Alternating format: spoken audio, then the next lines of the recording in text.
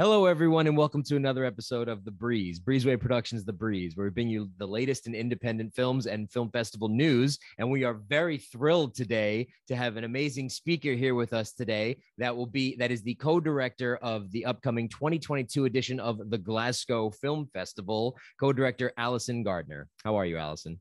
I'm fine. I'm delighted to be here. Thank you so much.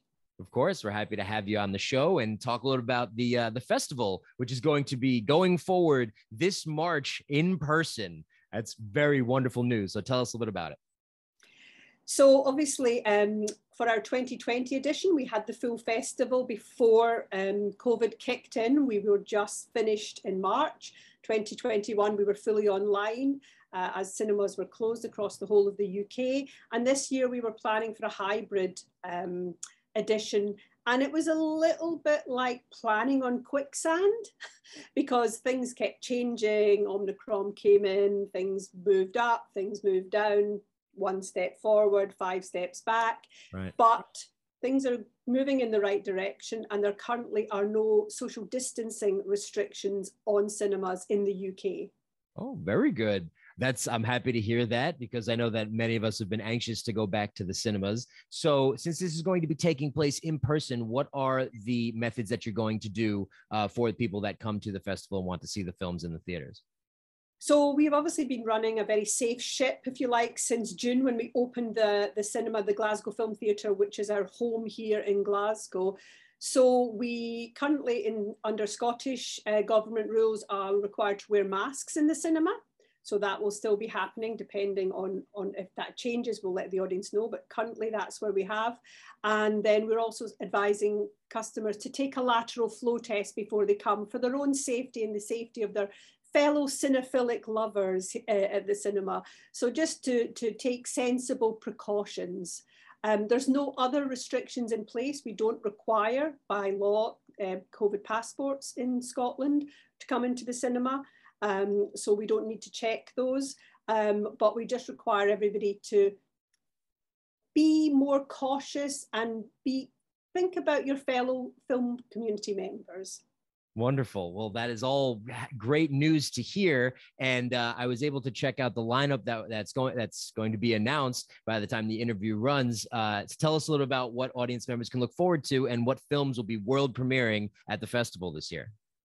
So we've got 10 world premieres, which is fantastic.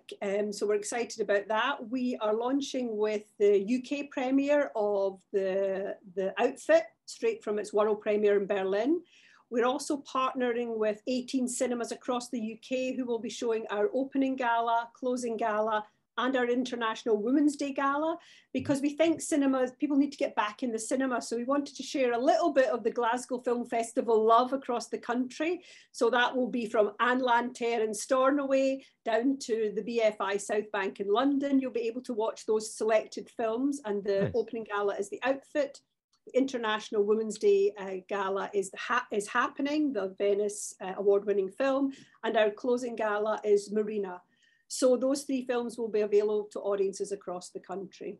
That's wonderful to hear. And I'm so excited that so many cinemas are going to be championing these films that are going to be showing at the festival. Will you also be doing the red carpet premieres, the step and repeats, and the interviews and things like that? Yes, I mean, depends. I mean, talent is also flexible at the moment. So because of travel restrictions and what will be happening, but we've got a red carpet ready. We've got a media wall ready. Just need to protect it from the rain because this is Scotland after all, remember. True. And we'll definitely have some guests on that. We're being flexible in our approach with guests. So for example, some will do Skype Q&As, some may do Zoom Q&As, some may do pre-recorded Q&As, and there will be in-person events because people do want to come. It just depends on what their own work schedules are like, because that was always like that before the pandemic, what the travel arrangements may be, etc.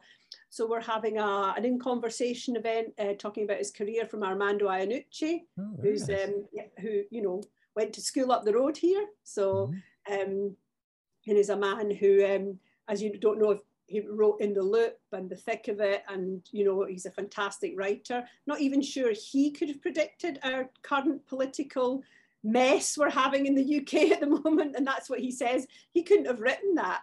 Right. It's tumultuous all over. I think we're all just taking it day by day. Can festival goers also expect to do things like panels and conversations that aren't film related, so that they will have representatives from the industry talk about certain subjects and things? We have an industry focus, which is 5 days long, and that is both physical, along at a space we have along here at the hotel, and also there's a digital pass as well, so people can join.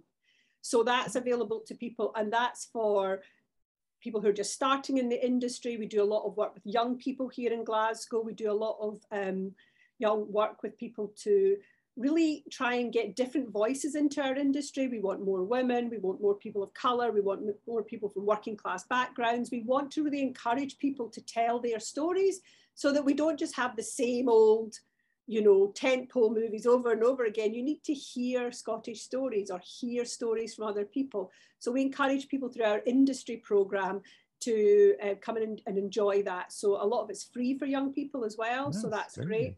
Yeah. To encourage them to participate and, look for jobs in our industry. So that happens, but members of the public can buy a pass for that as well. But what really the public get is the 121 films that they can watch. That's how many we've got this year. It's more than I'd said, no more than 100. I kept saying, no more than 100 of those. And I kept saying, oh, but I love this one. I love this one.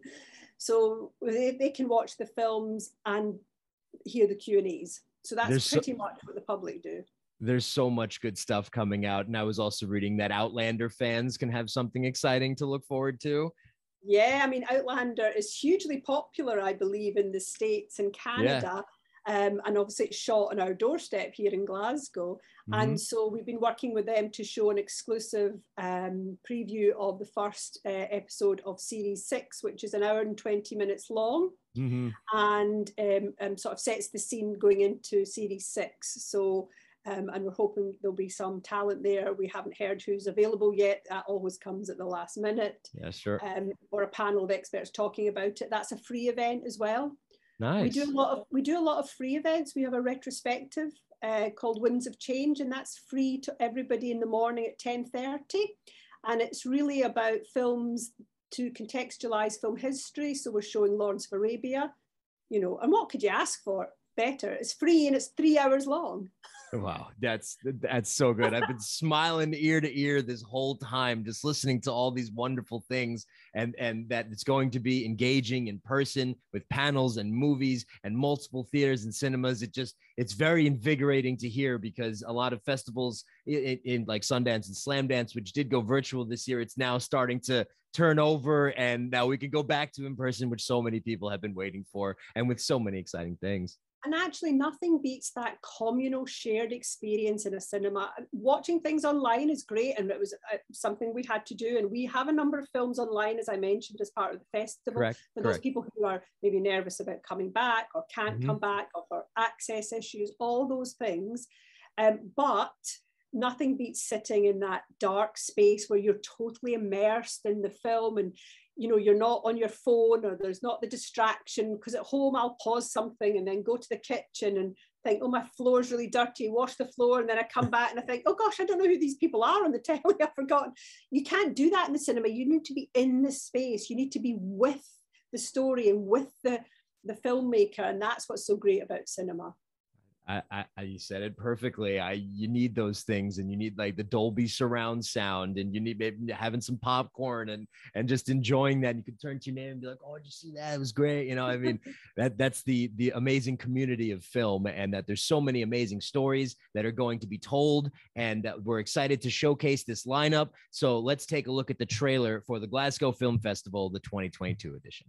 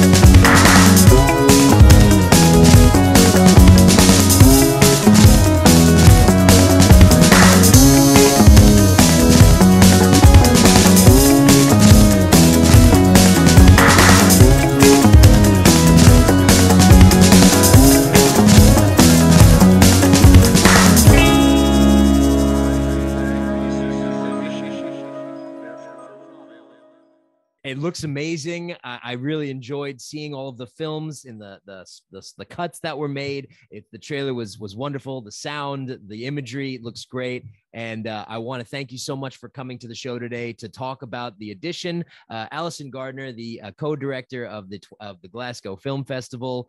In closing, where can people go to find out more about it? The website, the Instagram, things like that.